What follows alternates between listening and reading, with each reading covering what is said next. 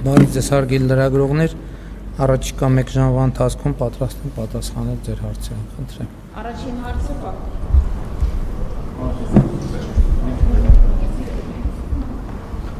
Պարոն վարչապետ, քաղաքացիական պայմանագիր կուսակցությունը մի քանի օրենսդրական փոփոխություններ է նախաձեռնել, մեկը ընտրական ցենզի հետ կապված, ովքեր ըստ նախագծի 6 ամսիով բացակայել են երկրից չկարողանան ընտրությանը մասնակցել, մյուսը ընտրակաշառքների հետ կապված, որ չկարողանան քաղաքական գործընթացներին մասնակցեն։ Սա ինչ է նշանակում, ԿՊ իշխանությունները ընտրություններից անմիջապես հետո այսպիսի փոփոխություններ նախաձեռնելով արդյոք կարճ ժամանակում պատրաստվում են նոր ընտրություններ անցկացնել, թե ոչ,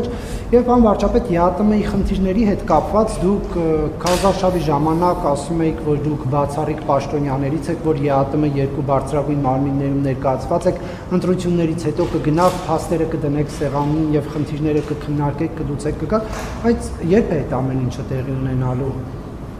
Եվրասիական տնտեսական միության միջկառավարական հանձնաժողովի նիստ կա նախատեսված, այդ նիստին մասնակցություն կունենամ եւ ինչպես ասել եմ, կզբաղվենք, բայց այսօր էլ ենք զբաղվում եւ Եվրասիական տնտեսական միության ինստիտուտները աշխատում են, այսինքն դա սովորական ընթացիկ process է եւ այդ process-ներին կմասնակցենք։ Առաջին հարցի հետ կապված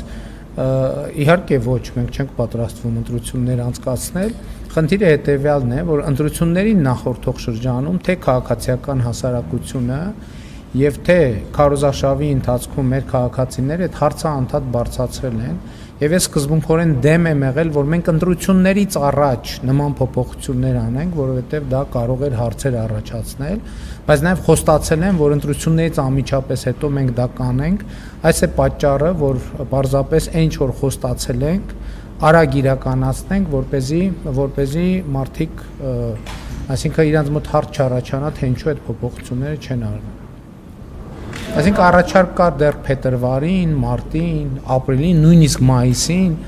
պահանջներ եւ այլն, բայց ես դեմ եմ եղել ընտրություններից առաջ նման փոփոխություններ անելու եւ խոստացել եմ, որ ընտրություններից անմիջապես հետո այդ փոփոխությունները կարվեն։ Չկապ չունի, բայց քաղաքական արձանագրումը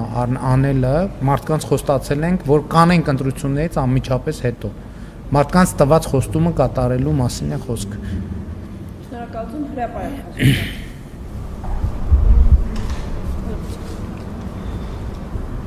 Պարոն Փաշինյան, երեք դուք